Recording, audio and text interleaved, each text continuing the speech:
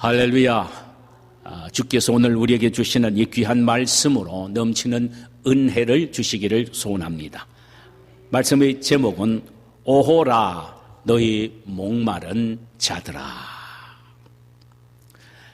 여러분은 지금 전 세계가 앓고 있는 고통 중 가장 큰 고통이 무엇이라고 생각이 되십니까?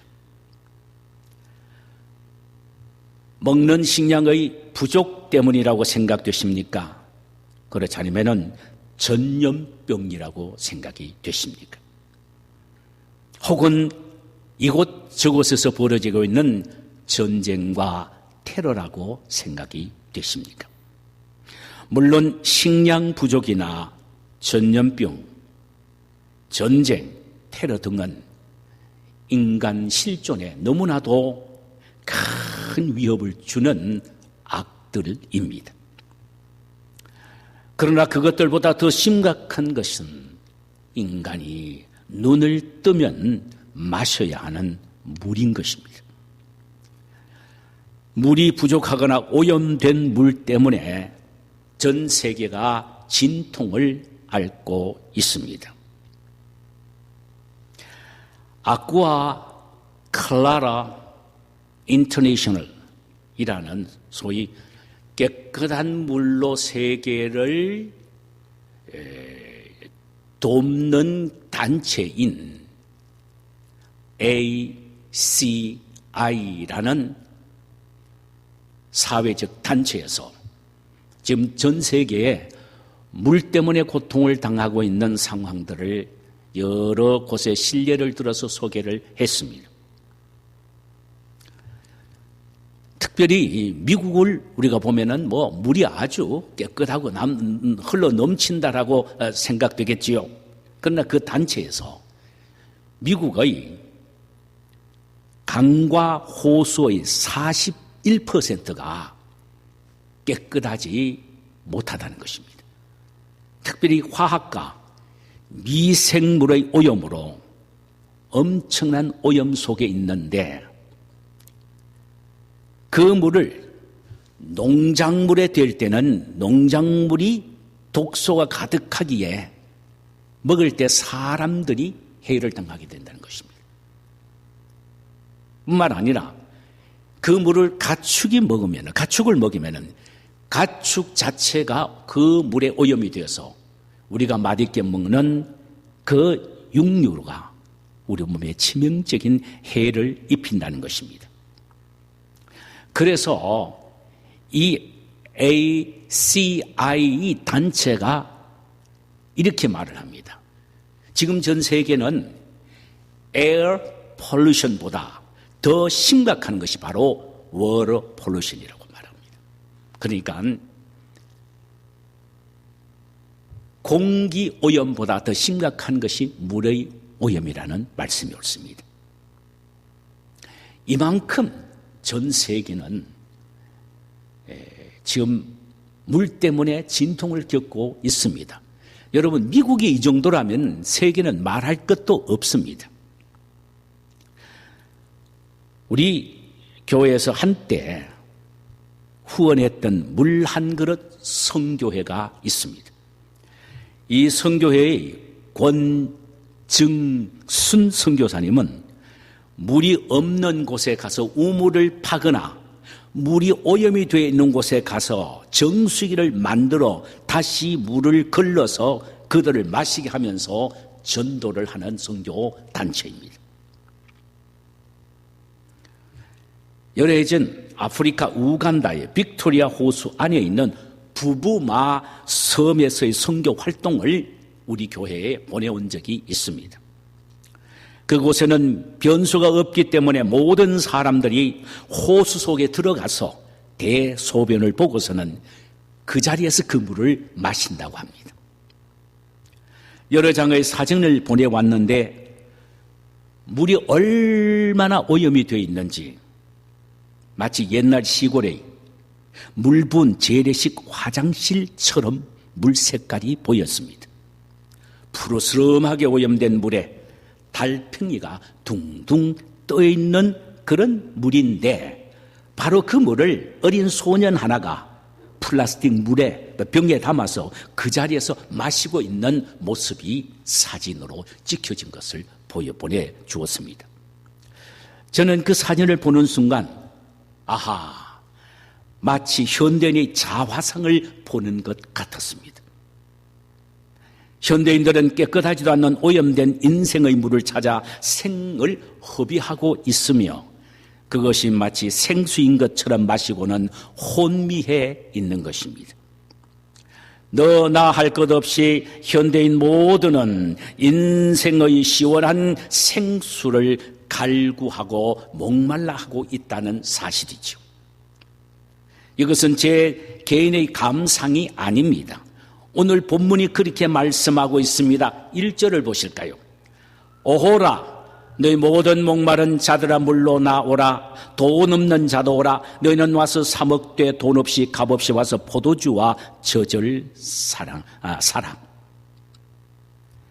여기에 보니까 너나 할 것 없이 모든 목마른 사람이라고 정의를 내려주고 있습니다. 오호라 너희 모든 목마른 자들아. 이 말은 너희 인생들은 다 목마르다는 것입니다. 그렇다면 구체적으로 목마른 사람은 어떤 사람이며 그 목마른 갈증은 어떤 것입니까? 예를 들면 거듭된 실패 때문에 성공의 갈증을 느낀 것을 말하며 사랑의 갈증을 느껴 허덕이는 부부 사이를 의미하기도 하고 드러는 육신의 연약함 때문에 건강에 목말라 애타하는 사람을 말하며 또 기울어져가는 기업 때문에 물질적으로 목말라하는 사람을 의미하기도 하고 인간관계의 갈등으로 매일매일의 삶이 지옥과 같은 삶을 겪고 있는 사람을 의미하기도 합니다. 그렇다면 우리 모두는 이 인생의 목마름에서 자유할 수 있는 사람은 하나도 없다는 사실을 알아야 합니다. 그렇다면 인간이 왜 이렇게 목마른 인생이 되었습니까? 그 원인을 알아야 해결책이 나오는데 그 원인이 도대체 무엇입니까?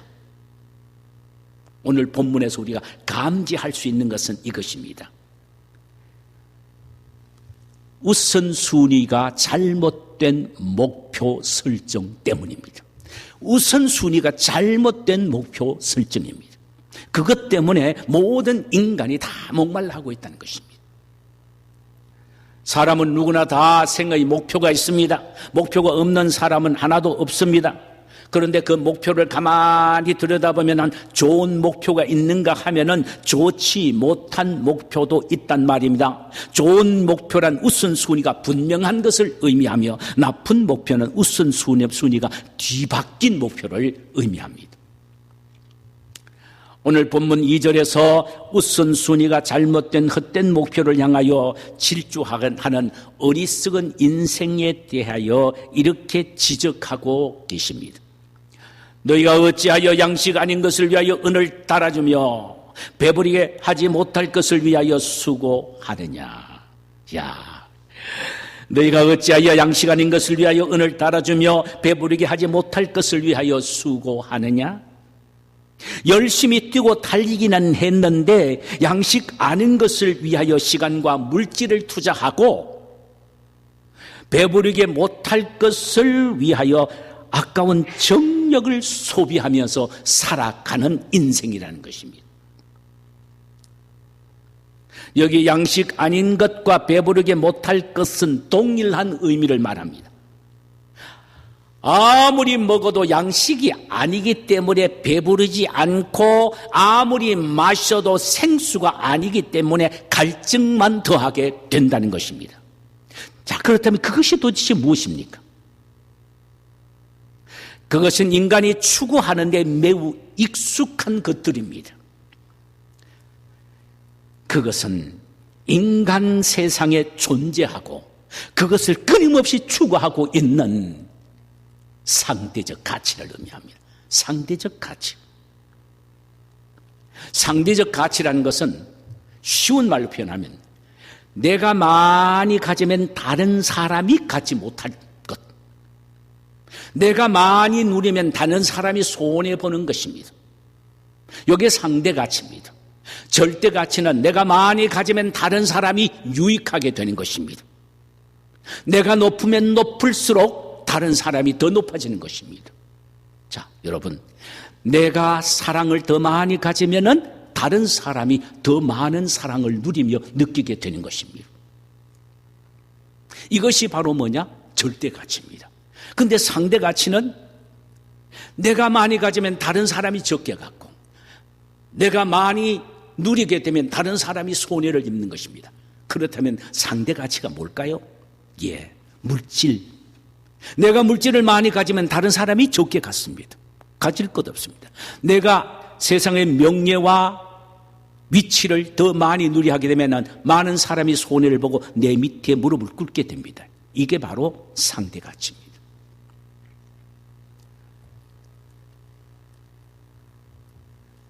세상 사람들은요, 절대 가치를 추구하는 것보다 상대 가치를 추구하기 위해 노력하고 있다는 것입니다. 이것이 바로 헛된 목표를 갖고 살아가는 인생이라는 것입니다.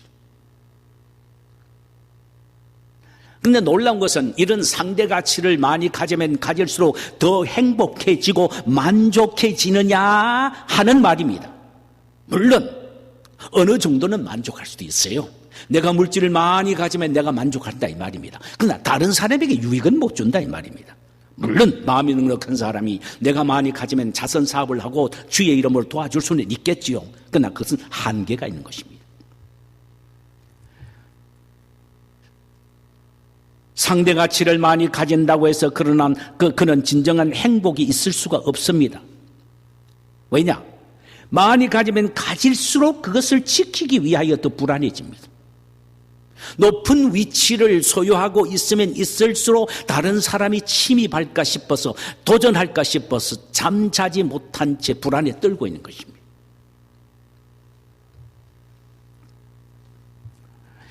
그럼에도 불구하고 인생은 이것들, 즉 상대 가치들을 얻는 일에 생의 최우선 목표를 두고 있다는 사실입니다. 바로 이것이 헛된 수고라 이 말이죠. 헛된 수고. 여러분은 무엇을 인생의 최우선 목표로 두고 달려가고 계십니까? 부입니까? 명예입니까? 세상적 즐거움입니까? 만약 그것들을 소유한다면 여러분은 만족하실 수 있을 것 같습니까? 만약에 풍부하게 소유하고 누리고 있다면 여러분의 마음속에는 평안이 있고 행복할 수가 있을 것 같습니까? 아닙니다. 근본적인 인생의 깊은 심층 속에서 느끼는 갈증을 해소하지 않고는 진정한 마음의 평안과 행복을 기대할 수가 없습니다. 이는 인생의 최우선적인 목표에 대한 바른 궤도를 수정하는 것이 우선이다 이 말이죠. 그럼 참된 인생의 최우선적인 목표가 무엇입니까?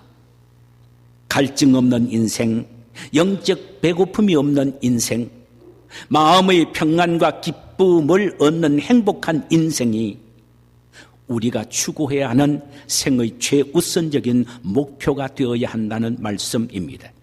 이에 대하여 오늘 본문 2절 하반절에서는 다음과 같이 표현합니다. 너희가 좋은 것을 먹을 것이며 너희 자신이 기름진 것으로 즐거움을 얻으리라. 너희가 좋은 것을 먹으며 너희 자신들이 기름진 것으로 즐거움을 얻으리라. 이것이 바로 우리가 추구해야 될 최우선적인 목표라 이 말입니다.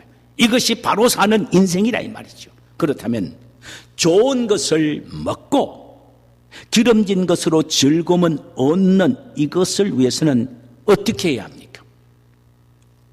1절에서 이렇게 말합니다. 너희 목마른 자들아 물로 나오라. 물로 나와야만이 좋은 것을 먹을 수가 있고 기름진 것으로 배불릴 수가 있다라는 것입니다. 물로 나오지 않고서는 그 어떤 방법이 없다라는 것입니다. 왜? 목마른 인생이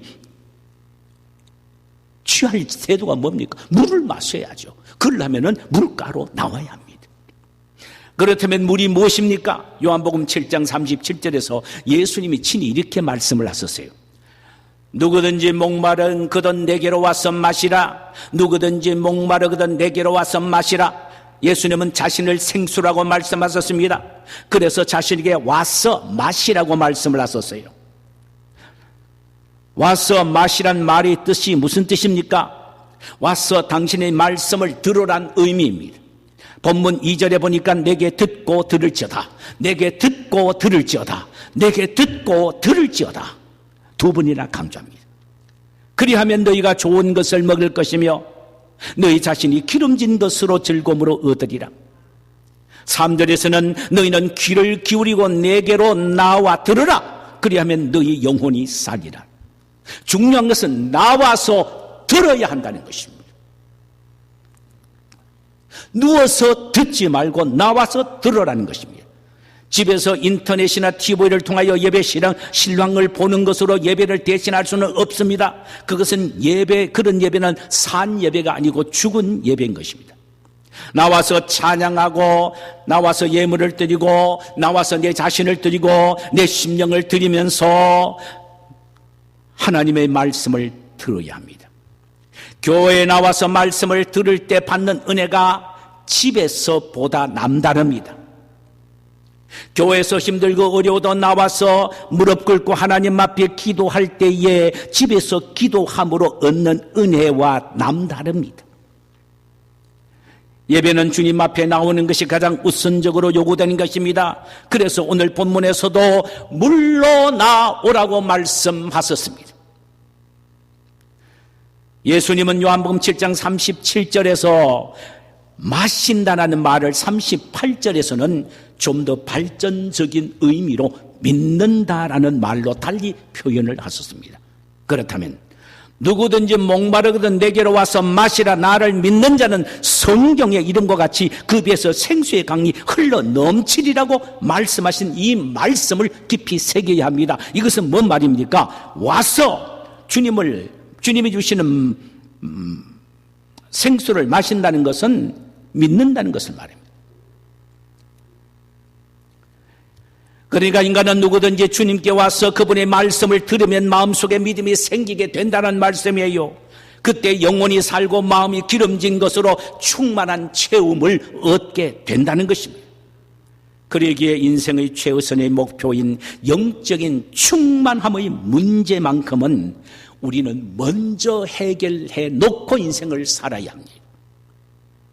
먼저 해결해 놓고 인생을 살아야 합니다. 그래야 바른 목표를 갖고 사는 인생인 것입니다. 어떻게 하든 간에 주님 앞에 먼저 나와서 그분의 음성을 듣고 그분과 만나고 믿음의 은혜를 마음속에 충만하게 채워 넣음으로 말미암아 내 마음속에 생수의 강이 흘러넘치는 이런 영적인 은혜를 누리면서 인생을 살아야 된다. 이것이 인생의 최우선이라 이 말이죠. 그것이 최우선적인 목표가 되어야 한다는 말이죠. 그럼 주님이 우리의 마음을 기름지게 하고 즐겁게 하는 내용이 도대체 구체적으로 뭡니까? 우리의 마음을 즐겁게 하고 기쁘게 하는 기름진 이것은 구체적으로 무엇을 의미합니까? 자, 우리는 이것을 알기 위하여 이사야서 55장으로 돌아가 봐야 합니다. 우리가 잘 압니다. 이사야서 53장으로 돌아가 봐야 합니다. 우리가 잘 압니다. 이사야서 53장은 메시아의 고난의 장이라고 불리워지지요.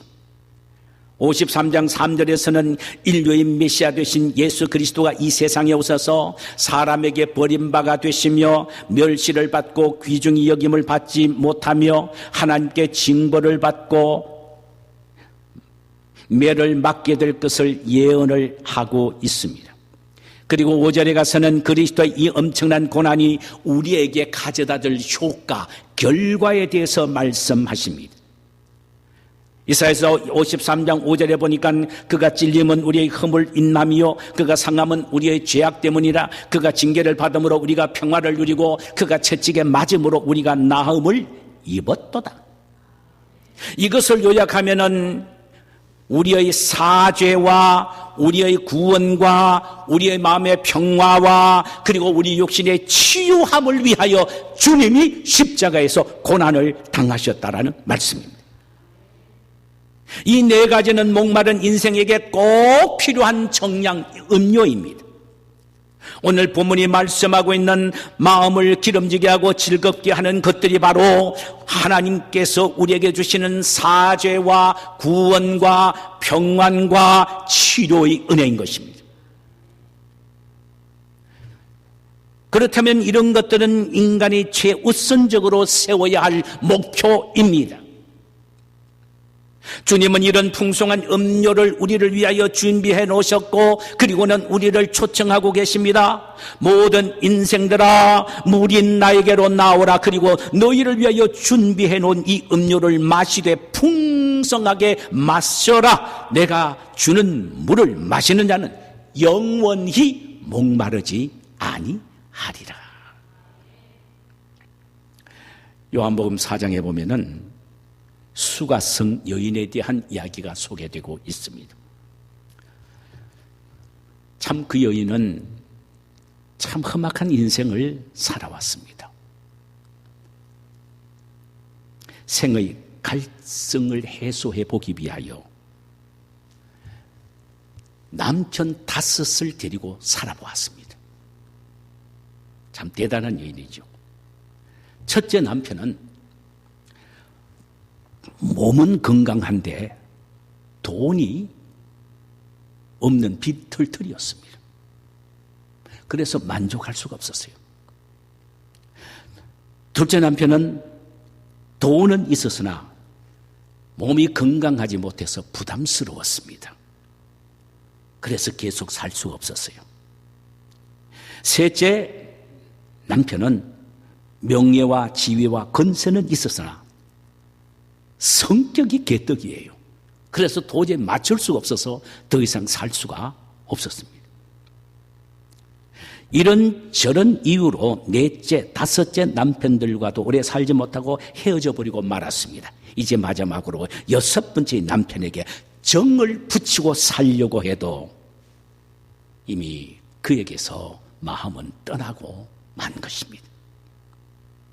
그러니 그녀에게 있어서 참 이 갈증이 얼마나 대단하겠습니까? 마치 목마른 사슴이 시냇물을 찾기에 갈급하고 헐떡이듯 사랑에 목이 말라 한 이 여인은 헐떡이며 인생을 살아왔습니다. 어느 날 이 여인이 야곱의 우물이라고 불리우는 우물가에 물을 길르러 나갔습니다. 동이 사람은 비난의 눈초리 때문에 서늘한 아침 저녁은 피한 채 사람들이 오지 않는 뜨거운 정오에 우물가에 갔습니다. 바로 그 시간 주님이 찾아오셨어요. 아니, 주님이 그녀를 만나기 위하여 먼저 와 계셨습니다. 그리고는 그녀에게 이렇게 묻습니다. 물 좀 달라. 너무나도 목말라 하는 그 여인을 보고 주님 예수님은 야, 물 좀 달라. 이렇게 물을 달라고 요청하십니다. 그 여인은 예수님에게 당신은 유대인인데 어찌하여 이방 여인 나에게 물을 달라고 하십니까?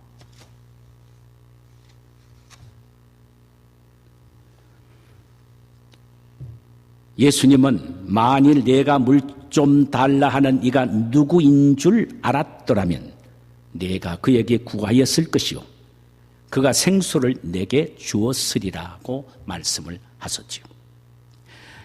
그때 여인이 이렇게 반문합니다. 주님, 물 길을 그릇도 없고 이 물은 깊은데 어디서 생수를 얻겠습니까?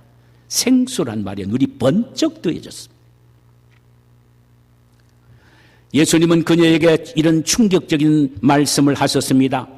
이 물을 마시는 자마다 다시 목마르거니와 내가 주는 물을 마시는 자는 영원히 목마르지 아니하리니 내가 주는 물은 그 속에서 영생하도록 솟아나는 샘물이 되리라.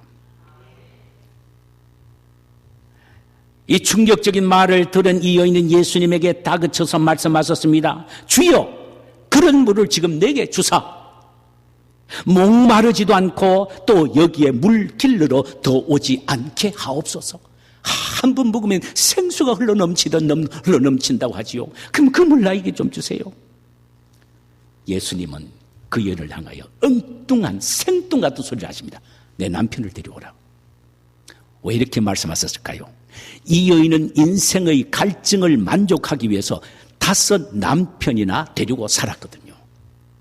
근데 그걸로서 만족하지 못한다는 것을 깊이 깨닫도록 하기 위하여 내 남편 데려오라. 그 여인이 하는 말, 제 남편이 없나이다. 주님은 내가 남편이 없다는 말이 옳도다.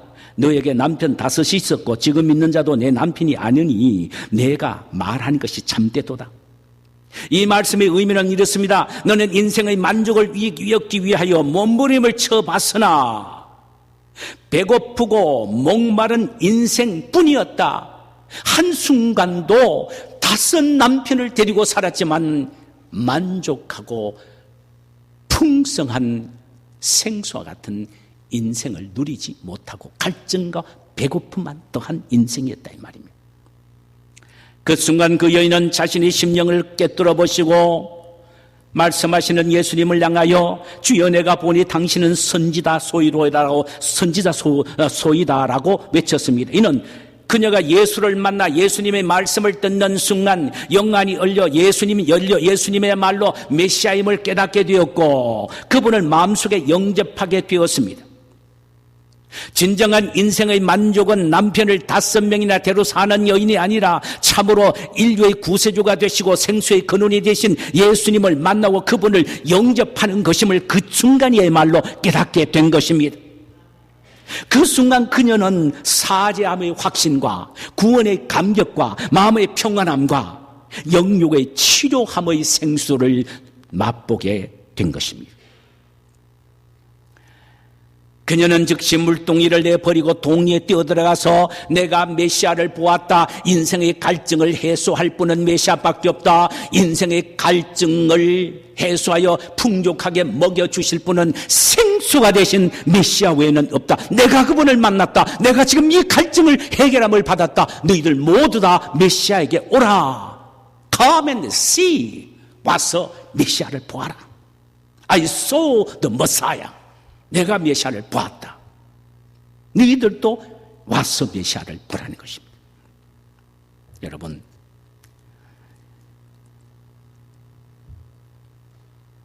이 외침은 오늘날에도 외쳐야 될 우리들의 외침이어야 하며 인생의 갈증을 느끼며 예수를 만난 사람들의 외침이 되어야 합니다. 여러분은 생의 갈증을 느끼고 있으십니까? 생수의 근원이 되신 예수님께 와서 마음으로 그분의 말씀을 들으십시오. 그리고 그분을 마음속에 구주로 영접하십시오. 그래야만이 인생의 모든 목마름을 해결받을 수가 있습니다. 그래서 오늘 본문 1절에 보니까요, 오라라는 come이란 단어가 4번씩이나 나옵니다. 오호라 너희 모든 목마른 자들아 물로 나오라. 돈 없는 자도 오라. 너희는 와서 먹되 돈 없이 값 없이 와서 포도주와 젖을 사라. 물론 이 말씀은 몸만 가지고 이 자리에 오라는 말은 아닙니다. 마음과 전 인격이 주님 앞에 와야 된다는 말입니다. 그리고 전심을 다하여 주님의 말씀에 귀를 기울여야 한다는 말입니다. 그러므로 이 시간 우리 모두가 지금 주님이 이 자리에 계신다는 믿음을 갖고 예배를 드려야 하고 전심을 다하여 주님의 말씀을 드려야 합니다. 그리하면 생의 모든 면의 갈증을 순간적으로 우리 주님은 우리에게 해결해 주실 줄 믿습니다. 그런데 본문 1절에 와서 사먹되 돈 없이 값 없이 와서 포도주와 젖을 사라고 하셨는데 너희에게 도대체 포도주와 젖은 무엇을 의미합니까? 하나님이 주시는 영적인 은혜와 축복의 너무나 축복의 다양성을 표현하기 위해서 그렇습니다. 하나님의 은혜와 축복은 너무나도 다양한 거예요. 그래서 표현이 포도주와 저지라는 용어를 사용한 것입니다. 또 왜 그럼 사 먹으라고 하십니까? 예수 그리스도로 말미암아 주어진 사죄와 구원과 평안과 치료의 음료는 세상의 어떤 것과도 비교할 수 없을 정도로 프라이슬리스, 값이 비싸기에 어떤 희생을 지불하더라도 그것을 소유하라는 의미에서 사라 이렇게 말하는 거예요. 사라. 다시 말씀드려서 그 어떤 희생을 감내하더라도 예수를 구세주로 선택하여 마음속에 영접하라는 말씀입니다. 억만금을 투자하더라도 예수 그리스도를 마음속에 구주로 영접하고 그분을 선택하는데 몸부림을 쳐라는 말입니다. 심지어 나아가서 청춘을 투자하더라도 생수의 근원이신 예수님을 만나고 그분이 주신 영적 음료를 풍성하게 누리기 위하여 몸부림을 쳐라는 의미에서 사라 이렇게 말씀하십니다. 그런데 사대 값없이 돈 없이 사라고 했습니다. 자, 이 말은요 참 논리에도 상도의에도 맞지도 않는 의미입니다. 돈을 사라는 것은 돈을 지불하고 사든지 크레딧 카드를 가지고 와서 사야 하는데 돈 없이 값 없이 와서 포도주와 젖을 사라고 말씀하셨습니다. 이는 사죄와 구원과 평안과 치료의 음료는 값을 매길 수 없을 정도로 비싸기는 해도 돈을 지불할 필요가 없는 완전한 공짜라는 의미에서 그렇게 말씀을 하시는 것입니다. 그 이유는 예수님이 십자가를 통해 이미 그 대가를 다 지불해 놓으셨기 때문에 우리는 그저 예수님께 와서 그분의 말씀을 듣고 마음속으로 그분을 나의 구세주로 모시고 그분이 이루어 놓으신 영적인 음료인 사죄와 구원과 평안과 치료를 믿음으로 받아들이게 되면은 이것이 내 것이 된다라는 의미에서 돈 없이 값 없이 와서 포도주와 젖을 사라라는 말씀으로 표현을 한 것입니다. 너무나도 귀중하고 값비싼 것이지만은 우리가 할 수 있는 건 하나도 없다는 말이에요. 왜? 예수가 다 해놓으셨기 때문에. 예수님이 십자가를 통하여 엄청난 대가를 지불하셨는데 자신의 피를 지불하셨기 때문에 우리는 더 이상 지불할 필요 없이 그저 믿음으로만 받아들이면 내 것이 된다 이 말이죠. 그래서 영적인 풍성한 은혜를 우리가 매일매일 누리며 살 수 있다는 것입니다. 사죄의 감격과 구원의 은혜와 평안과 치료의 음료를 마음껏 누리며 엔조이하면서 살아갈 수가 있다라는 말씀입니다. 사랑하는 성도 여러분, 여러분은 무엇에 목말라 하고 계십니까? 그것 때문에 얼마나 고통하고 있습니까? 걱정하지 마세요. 지금도 늦지 않았습니다. 아니, 이 말씀을 듣는 지금이야말로 가장 적합한 때입니다. 하나님이 여러분을 만나시기 위하여 가까이 계시기 때문입니다. 이 사실을 오늘 본문 6절과 7절에서 이렇게 기록하고 있지요. 너희는 여호와를 만날 때에 찾으라. 가까이 계실 때에 그를 부르라. 악인은 그 길을 불의한 자는 그 생각을 버리고 여호와께로 돌아오라. 그리하면 그가 긍휼히 여기시리라. 우리 하나님께로 나오라. 그가 너그럽게 용서하시리라. 할렐루야. 지금 이 시간 인생의 목표의 우선순위를 다시 세우시기를 바랍니다. 하나님과의 관계를 인생의 최우선으로 두고 살아야 합니다. 눈을 딱 뜨면 성경 보고 하나님 생각하고 기도하면서 하나님과 영적 관계를 시작하는 것이 바로 인생의 주 목표로 이제로부터는 궤도를 수정해야 한다는 말씀입니다.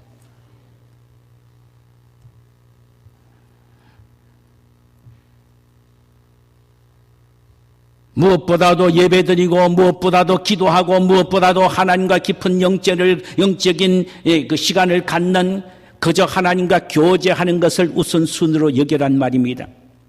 그리할 때 모든 종류의 목마름이 해소되고 저와 여러분의 마음이 좋은 것으로 즐거움을 얻게 될 줄 믿습니다. 이것은 예수 그리스도를 통해 우리에게 약속하신 하나님의 확실한 약속입니다. 확실한 약속입니다. 오늘 본문 3절에 보니까 내가 너희를 위하여 영원한 언약을 맺으리니 곧 다윗에게 허락한 확실한 은혜리라. 예수 그리스도를 믿고 예수 안에서 살면은 예수님이 주시는 영적 은혜는 풍족하게 넘치게 너희에게 주어질 것이다. 이것은 하나님이 예수 그리스도 안에서 우리에게 주시는 약속이란 말이에요. 이것은 은혜란 말입니다. 이것은 부도수표나지 않는다는 것입니다. 반드시 이루어지는 은혜라는 것입니다.